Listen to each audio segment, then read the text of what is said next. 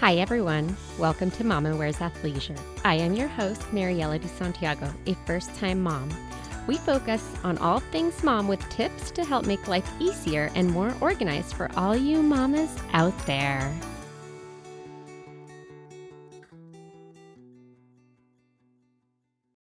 Hi, everyone. Today I'm here with Leanne. Leanne is going to tell us a little bit about herself and sleep training, which I know is a big topic for all of us new moms. Hi, Mariela. Thank you for having me. Yes, it is a huge topic for moms, isn't it? And it's one that can sometimes be surrounded by a lot of confusion as well. So I'm happy to be here. Thank you. Can you share a little bit about your background and your company and go into what is sleep training? Yes, absolutely. I'd love to. So, yeah, my name's Leanne Bruni. First off, I'm a mom, just like you, just like a lot of your listeners. I have an amazing husband, and we have three boys. So, my oldest is 4, and then we have identical twins who are 2. Yeah, lots of fun around my house. I'm actually also a chiropractor.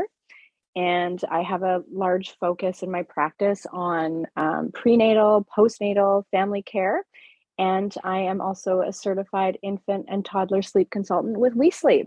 Wow. And I'm sure that the sleep training really helps with the twins in your case.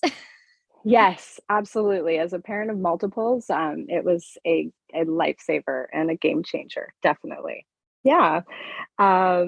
But yes, So, I'd love to tell you. Oh, go ahead. yeah. Yep. So, what is sleep training and why is it important? Absolutely. So I'll speak a little bit about what I do with WeSleep. So I work really closely with families, whether it's in home or virtually around the globe, to create a personalized daily routine and sleep plan that works for their child and their family to get babies and toddlers sleeping through the night independently and taking restful naps during the day. So I can get this all accomplished usually in 10 days or less. So that's what I do. Sleep training in general really focuses on building strong, independent sleep skills. So, taking away the use of something called a sleep prop. So, sleep props are considered anything a baby is dependent on to get themselves from point A, which is being awake, to point B, which is being asleep. So, some of the common props I encounter when I'm working with families can include the use of a soother, maybe being rocked, held, bounced, or even fed to sleep. So, I really want to focus on taking away those props so that you can give the baby that opportunity to learn how to self soothe and get really consolidated sleep. Like I'm talking 10 to 12 hours a night. Oh, that's nice. That sounds really nice. Yeah, I know. So, when should somebody start thinking about sleep training? Yeah, great question. So, sleep training is really great to start when a baby is about 3.5 to 4 months old. And obviously, we want to make sure there's no health concerns and that the baby is a really great weight. So, we're looking at upwards of about 12 pounds. But I do also offer a service called sleep shaping. So this actually allows parents from the newborn stage all the way up to 3 months to begin a bit of a loose schedule. So just to start some really healthy sleep habits. And I mean, by no means will the schedule be set in stone. Definitely not with a newborn, and a baby will definitely not be sleeping through the night. But really, just starting some great sleep habits from day one so that when kids are at a great age to start sleeping independently, they will kind of do so and slide into that with a little bit more ease. But truly, though, it's never too late. You know, I work with babies from all ages, like up to toddlers, even kiddos who are about 10 years old. We know as adults that sleep is important, and I think we may have all felt it a little bit even as the time change just happened. Sleep is just important in general. It's important for adults, but it's so important for our kids, and we kind of tend to gloss over that a little. It's really well known that sleep is good for growth. Like we're talking neurological, physiological development. It helps the heart. It can affect blood sugar regulation. It helps our kids fight off germs. So, we also know that when a baby is overtired, their bloodstream can be filled with stress hormones like adrenaline and cortisol. So, all of that, right? So, I'm a firm believer that a well-rested baby makes for a healthier, happier child, a happier, set of parents, and a happier home. So parents need to do what they feel is best for their child. And for some parents, co-sleeping is awesome. That really works for them. For some families, having contact naps or even napping on the go works for them if they're really busy. So I was actually a co-sleeping mama until it just didn't work for me anymore. If some of those strategies aren't working or they're not preferred anymore, or say they're just not sustainable, then that's where sleep training comes in. And that's where I come in as a sleep consultant and giving kiddos those really great skills to learn how to self soothe. It just sets them up for really great sleep from day one for the rest of their lives. I'm glad that you mentioned all of that because my son started sleeping through the night at about 2.5 months. And we were like, oh my gosh, this is amazing. Like, we have this down. And then all of a sudden, a month later or a month and a half later, he stopped doing that. And we were back to being sleep deprived. Like, oh my gosh, what did we do wrong? Oh no. and and that's when we started to look into sleep training, and it was overwhelming with the amount of information that's out there. So it was kind of like, okay, I had to just shut down and ask friends because there's just so much information and you don't Yes. even know where to start. So it's so nice to just hear you share all of that because it's Yeah. kind of like one place to be able to go and know where to kind of start with your baby. For sure, and I'm really glad you mentioned that too, because especially now as moms, we're so fortunate to have all these communities out there, right? We've got Facebook groups and mom groups, and oh man, I don't think I would have survived without them. But the wealth of knowledge and information is overwhelming, and I will find that when I start to work with some parents, they'll say, "Oh my goodness, I tried to do this A, B, and C for a few days, but then I don't know if it was working or." It wasn't working or I was unsure. And so, then I kind of stopped and now I'm so frustrated. And that's kind of what can happen. It can lead to frustration for the parents because they don't know if they're doing something right for their child. But then it also leaves the baby feeling really confused because there's this starting, this stopping. So, yes, it's absolutely great to reach out to somebody if you're not sure or you need some help. So, like I said, my son was sleeping through the night and all of a sudden he started to wake up again. And as a parent, you question yourself, is it because he's hungry? Because like he was able to hold it, sleep for Mhm. 10 hours. Like, how is it that now he's hungry again? So there's all of these different, I guess, questions that you ask yourself as a parent with that. Like, if you do sleep train and they start waking up because whether it might be a leap or whatever teething, is it a good idea to give them that dream feed or to feed them in the middle of the night? Yeah, okay, so that's a big topic too. A lot of moms will ask me this question, and you talked about teething and leaps and all of that stuff. There's so much to get into, but usually when I talk to parents and I start to, have that first call and dig into what's going on, they'll tell me that their child has been or has started to once again wake multiple times during the night, like every hour, every couple hours, and the instinct I feel like for the parent is to feed, right? But I feel like it starts to come out in the conversation that the mom will usually say that they'll feed their baby, but they're really not eating a lot. And moms will comment frequency that they feel like they're being used as a soother. So that tells me right there, if a baby isn't having a lot of that big gulping feed, that they truly don't need that, that they're using that feed as a bit of a prop. So they're depending on it to get them back to sleep. So no, I would encourage that if you are sleep training your child and they are going through the night, they have already proven to you that they can do it. And adding in that feed on occasion can be very confusing for a child. So we want to be really consistent with that. And we really want to start transferring those calories to the daytime, getting that baby really to eat, having that food and eating during the day. Thank you. That was really useful. And because I mean, I ask myself that all the time, especially with him teething right now, Oh, where yes. Teething is real. it definitely is a great way to make sure that parents are sleep deprived. Right? And it's so great that we don't remember feeling our teeth coming in because it can't be pleasant. Oh. Ugh, I know. I wish I could take that away for him. Just feel like if I could take that pain so he could sleep and then we could all sleep. Exactly, I know. And the thing about teething is, and same thing, with sickness and illness, the real deal behind this is that our babies, our kids, they're going to teethe till they're like 2 years old. Teething is not a great reason to disrupt sleep. In fact, children who sleep through the night have really good self-soothing skills tend to breeze through teething easier because they're not going to wake up as much at night to feel it. And this goes for illness as well.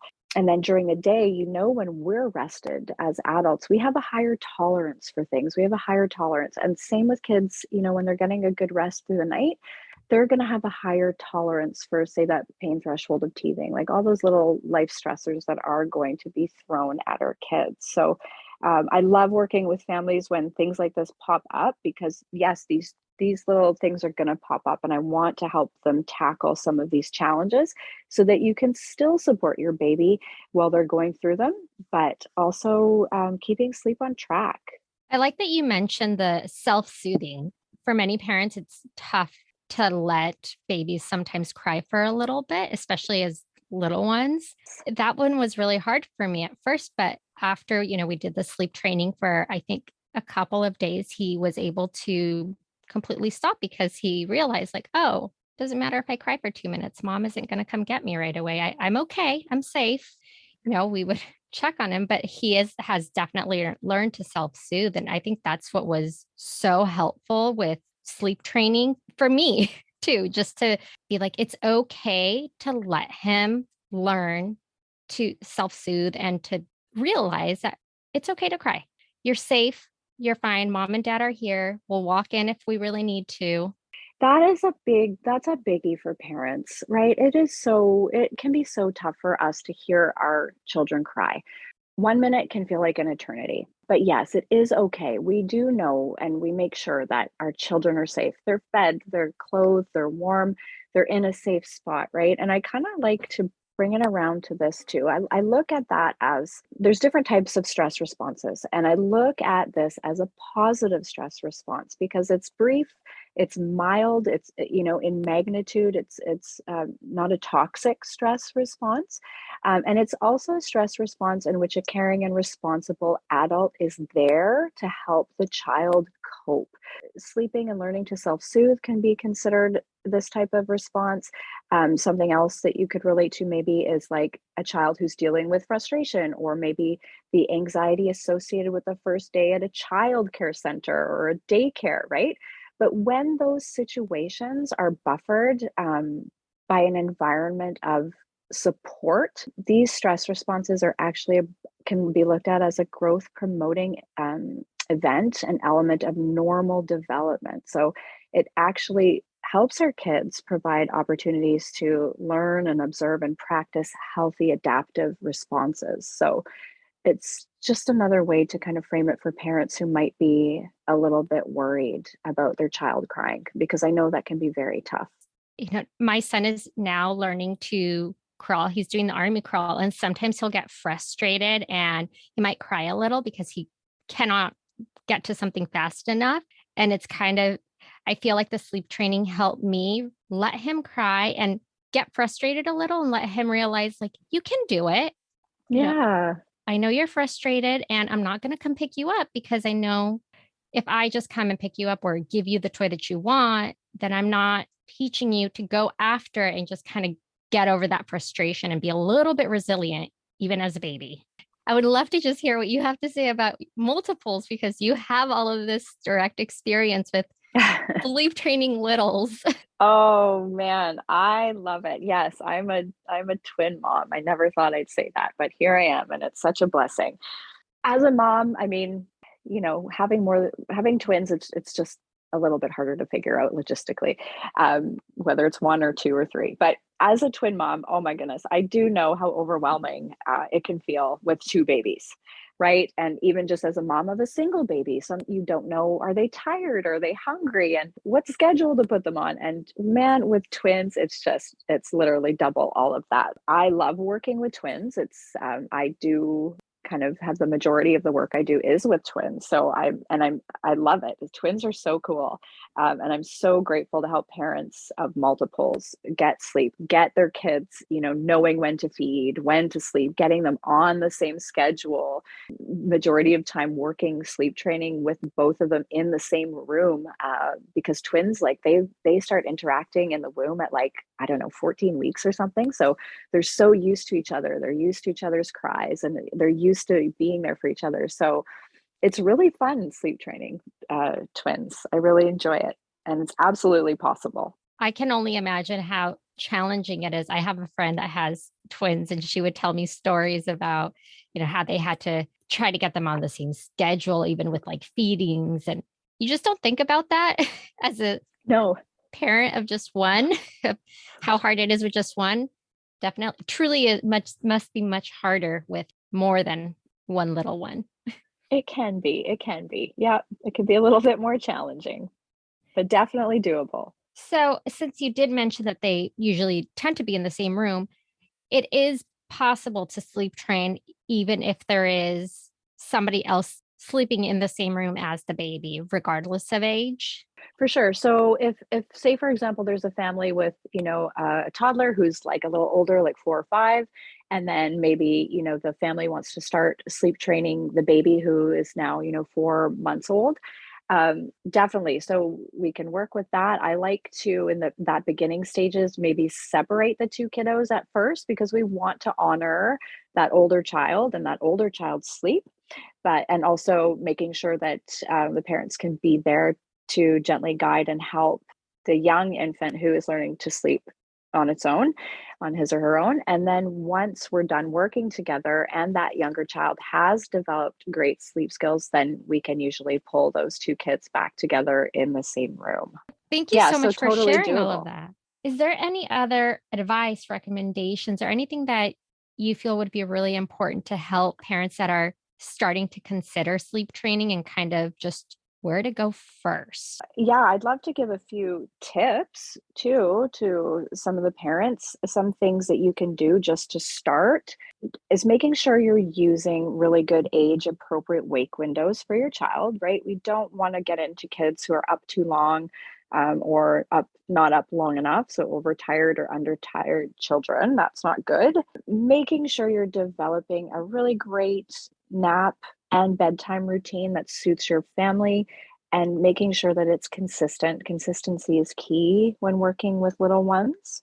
We always want to increase production of melatonin, increase sleep pressure. So making sure your child's room is really nice and dark. And also a really big tip is try to put your baby into their crib or their sleep space awake. So we always want our babies going into bed awake. So those are some little tips I have. But I feel like the recommendations or advice that I could give would just be, to follow your gut and intuition as a parent. Do what is best for you and your family. And that can also mean, regardless of what grandma and grandma have to say or other friends may have to say, do what you feel is best for you. And, don't be afraid to reach out if you need help. Sleep does not have to be this elusive thing. Connect with a sleep consultant that you trust. There truly is no badge of honor for being sleep deprived. Know if you need help, it's there. And it can really, really help you be, be more rested, be more patient, and help you be more present in the moment with your kids. Just really do what you feel you need to do. Thank you for all of that. And I'll make sure to link you for this episode, and that way if people are interested in learning more about what you offer, they can reach out to you for consultations. Sleep training is very, very important. And again, I didn't realize that until it was affecting me. And I was like, Yeah, for okay. sure. Thank you so much for taking time out of your day to chat with us and share all of this great information regarding how to help us and our babies get some of that rest. It's been such a pleasure to speak with you anytime. Thank you so much. I'm so happy to help. Thank you for listening. Tune in next week for our next episode. You can find us on Instagram for more updates and tips. Be sure to subscribe wherever you listen to your podcasts and give us a review if you like us.